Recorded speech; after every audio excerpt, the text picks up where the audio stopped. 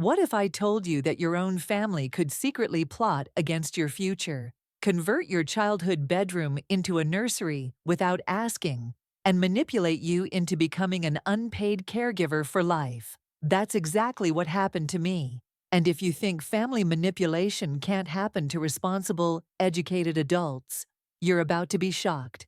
I'm Morgan. I'm 34. And this is the story of how I almost lost everything to my family's carefully orchestrated trap, and the dramatic escape that saved my life. Before we dive into this wild story, if you've ever felt suffocated by family obligations, or if you're struggling with setting boundaries with manipulative relatives, this video is going to change how you see family dynamics forever. Hit that like button right now if you're ready to hear how I went from trapped and controlled to completely free and thriving. And make sure to subscribe because we're covering topics that most people are too afraid to talk about: the dark side of family expectations and how to break free. Trust me, you'll want to hear every detail of this story. Picture this: you're 34, successful, living your dream life in Chicago, with a lakefront apartment and a thriving career. Then your phone rings. It's your mom. Your sister is pregnant and abandoned. "Just come home for the weekend," she says. "It's family business." What I didn't know was that they'd already converted my childhood bedroom into a nursery. They'd already planned my entire future. They'd already decided I was moving back home permanently to become my sister's unpaid nanny. And the scariest part, their plan almost worked.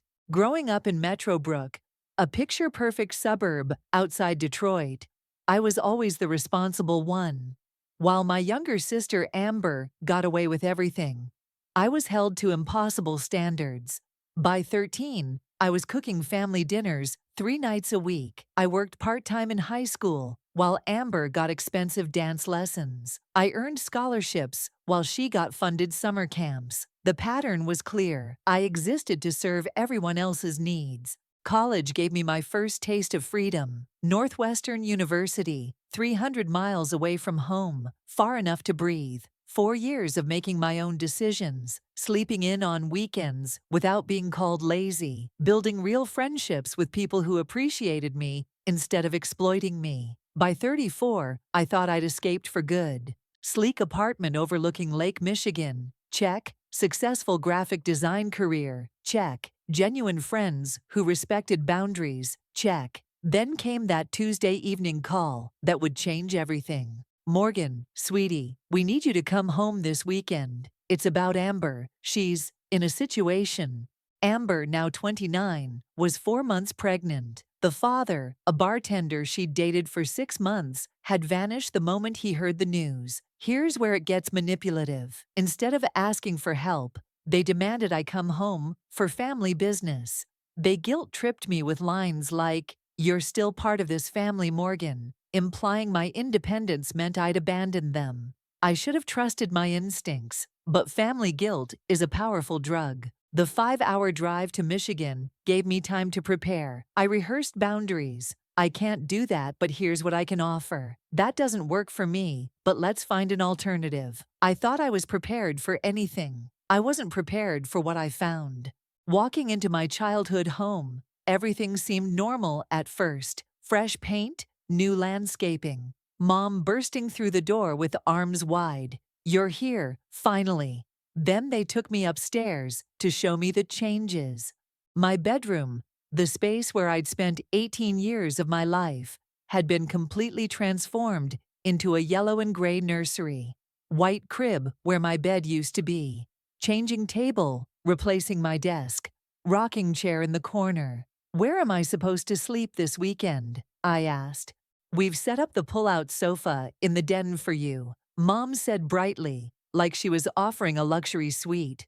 The den, a cramped space without a door, right off the kitchen, where morning noise would wake me up at dawn. The message was crystal clear. My comfort didn't matter because I wasn't a family member with equal standing. I was there to serve. That dinner conversation revealed the depth of their planning.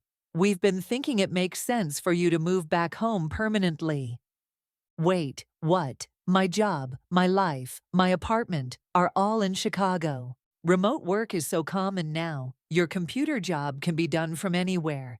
My computer job. I'm a senior graphic designer. I have client meetings, collaborative projects, office responsibilities I've spent years building. It's not like you're saving lives or anything, Amber chimed in. Here's the kicker: they'd been telling neighbors for weeks that I was moving home permanently to help raise the baby, before they'd even asked me. But wait, it gets worse. While looking for a phone charger in Dad's office, I found bills showing they were struggling financially. Second mortgage, credit card statements with minimum payments, medical bills. They weren't just expecting free childcare, they were counting on my income to keep them afloat. They had planned my entire future without my consent, and they needed my money to make it work. What started as just 1 week stretched into a month through calculated manipulation. Amber feeling unwell, needed company at 6:30 a.m. every day. Mom needing help with household projects. Dad requiring assistance with financial documents. Constant interruptions during my remote work because I was just sitting at a computer anyway.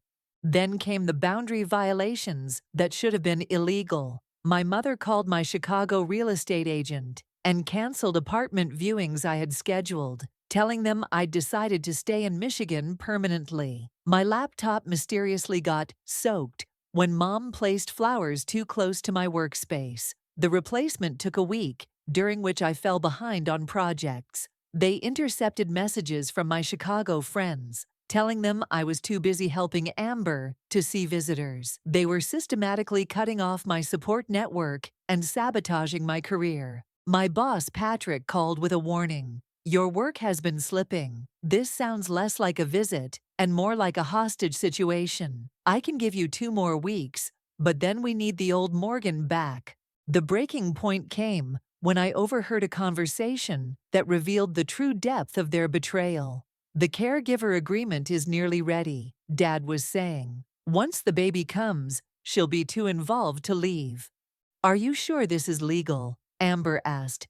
It's a family care contract, perfectly legitimate. Once Morgan signs, she'll have formal responsibility for child care while living here. She's still talking about going back to Chicago, Amber said doubtfully. Dad's voice hardened. That's not happening. We've invested too much in this plan. Besides, she's always done what's expected when pushed hard enough. They weren't just hoping I'd help. They were creating legal and financial obligations to ensure I couldn't leave. The next day, someone went through my briefcase while I was showering. They were monitoring my finances and identity documents. The walls were closing in. But they made one critical mistake. They pushed me past my breaking point. The baby shower was their final manipulation attempt. Mom organized it at our house, inviting extended family and neighbors. Midway through, someone asked Amber about her plans after the baby arrived. Oh, I'll take a few months to bond with her, then probably look for part-time work once Morgan has the childcare routine established. The room went silent. All eyes turned to me. Before I could speak, Mom jumped in. Morgan's made the selfless decision to move home permanently. She'll be the baby's primary caregiver while Amber transitions to motherhood. Such a sacrifice. The room erupted in applause for a sacrifice I had never agreed to make. When someone asked me to give a speech about my decision, I said firmly, I haven't actually decided anything permanently. I'm still working through options with my job and apartment in Chicago. Mom laughed loudly, always the modest one. Morgan's already given notice at her apartment and arranged remote work indefinitely.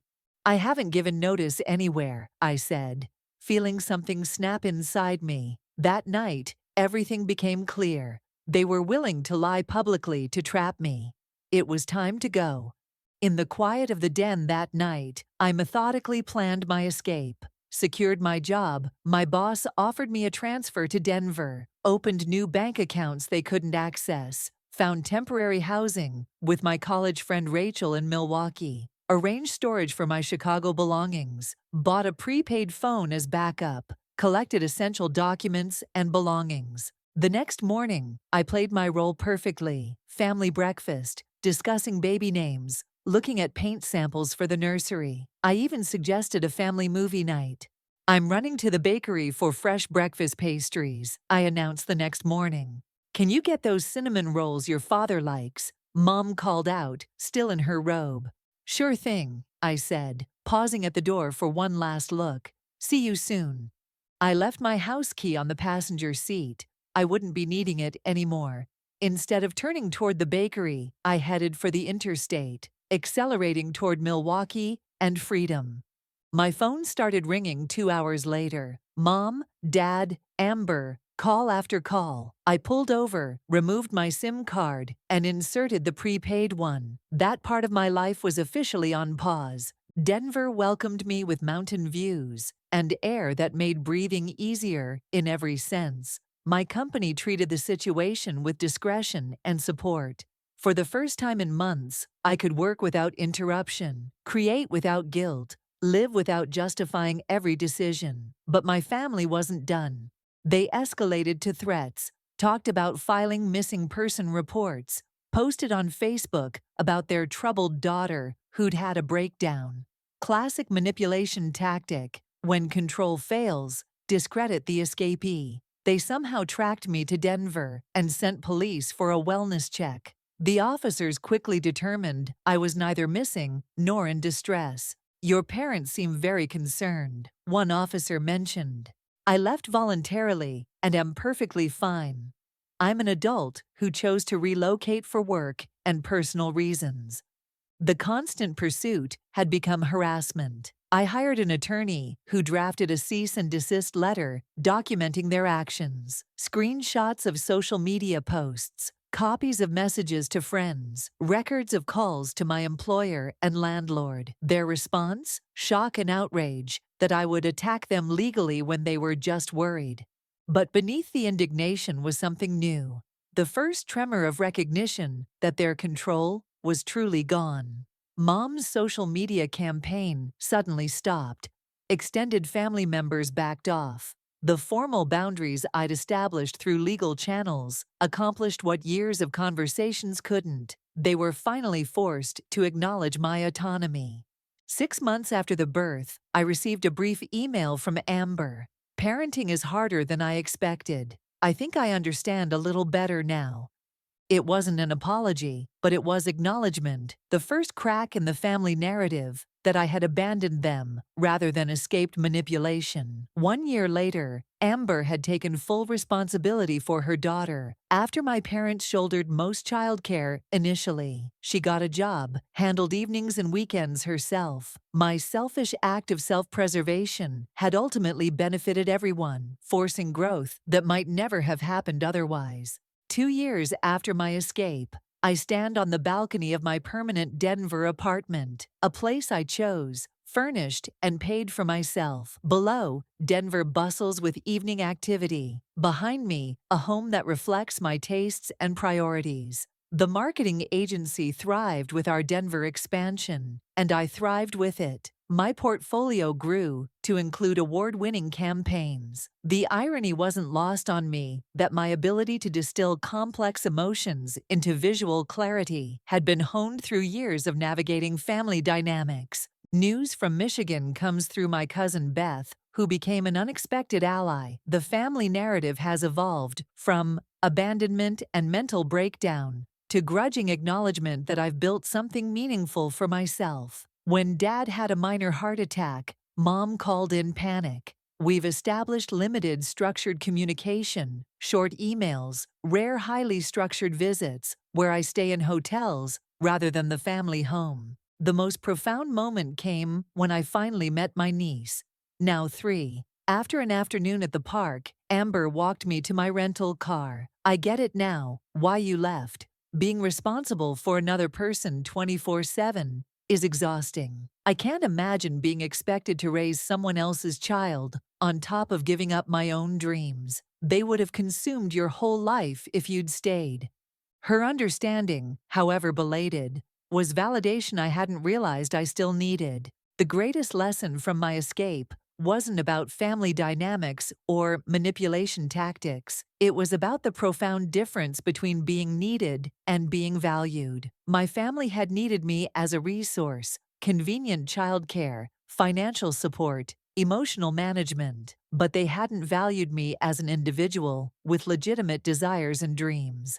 My life now is filled with people who value rather than merely need me. The distinction creates relationships built on mutual respect rather than exploitation. Here's what I want you to understand. Establishing boundaries isn't selfish. It's essential. Your dreams matter. Your time matters. Your independence matters. Sometimes the most loving thing you can do for yourself and ultimately for others is to step away from relationships that treat you as a means rather than an end in yourself. If you're watching this and recognizing patterns from your own life, please know that you have options. Have you ever had to make a difficult choice between family expectations and your own well-being? Drop a comment below and share your experience. This community is incredibly supportive, and your story might help someone else realize they're not alone. If this resonated with you, smash that like button to help others find this message. Subscribe and hit the notification bell because we're covering topics most people are afraid to discuss: the complex reality of family relationships and how to protect your mental health. Remember, you don't need anyone's permission to create a life that honors your authentic self. Thank you for listening to my journey, and I wish you courage on yours. See you in the next video, where we'll be diving into the psychology behind family manipulation and the specific tactics they use to maintain control. Trust me, once you understand these patterns, you'll never be vulnerable to them again.